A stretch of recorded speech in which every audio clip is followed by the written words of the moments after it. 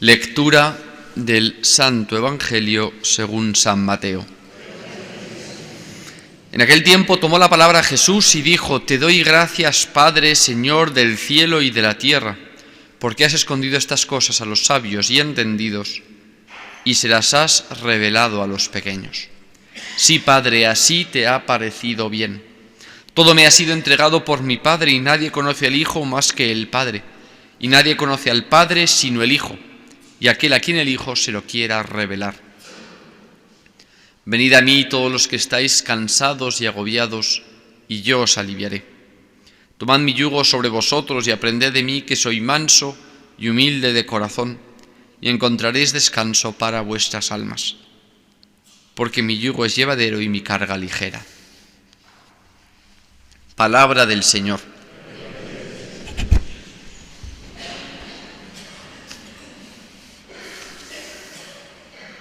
A la buena de Santa Catalina de Siena le tocó vivir uno de los momentos más apasionantes, probablemente, de toda la historia de la Iglesia, una de las mayores tormentas por la que ha tenido que pasar la esposa fiel de Jesucristo. En el siglo XIV, cuando vive ella, los papas salieron de Roma y se establecieron en Aviñón, es decir, fuera del lugar donde tiene sentido y tienen su sede, ¿no? Donde tiene sentido el primado de Pedro y donde tienen su sede. Los obispos de Roma vivían lejos de su ciudad.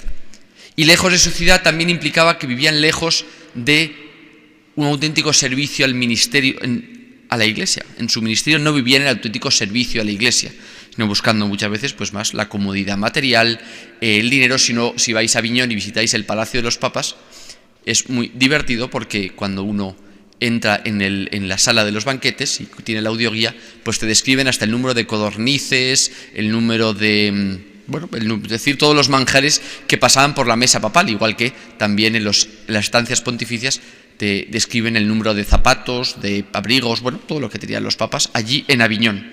En definitiva, todo menos un testimonio evangélico. Y en aquella época, muchos criticaron, muchos se lamentaron por la lamentable situación en la que estaba la Iglesia. Muchos decidieron alzar su voz.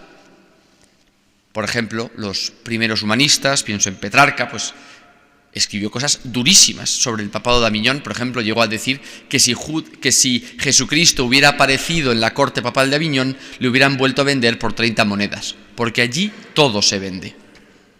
Sin embargo, esa crítica tan dura de muchos contemporáneos no conmovió al sucesor de Pedro. Hubo otra manera de ver esa lamentable situación de la Iglesia, y nos lo muestra Santa Catalina de Siena.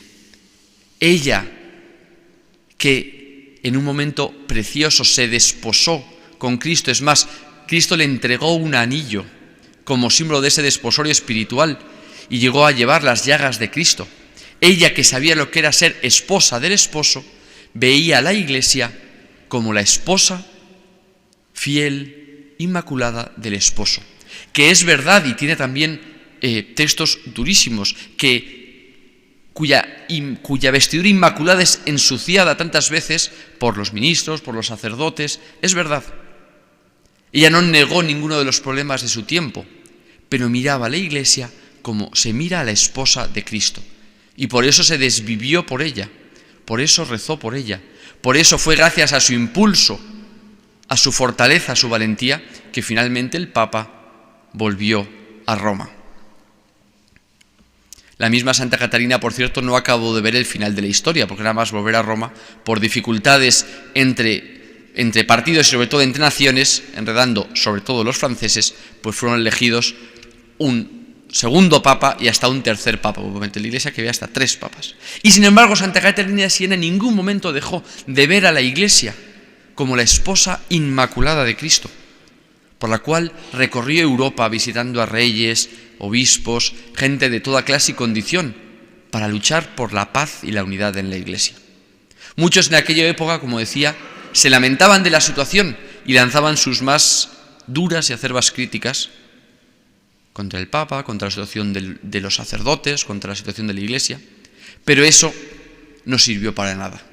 A la larga podemos ver que lo que de verdad transformó el rostro de la Iglesia fue el valor, la santidad, la fe de una mujer que se entregó totalmente a Cristo. Y por eso podemos hoy pedirle a Santa Caterina de Siena que no miremos a la Iglesia nosotros en una época quizás no tan tormentosa. Uno siempre puede mirar hacia atrás y ver que en algún momento estaban peor. Pero quizás una época no tan tormentosa, pero sí igualmente de borrascas y de dificultades, que miremos a la Iglesia, amemos a la Iglesia, como hizo Santa Caterina de Siena, como la esposa inmaculada del esposo divino. Amén.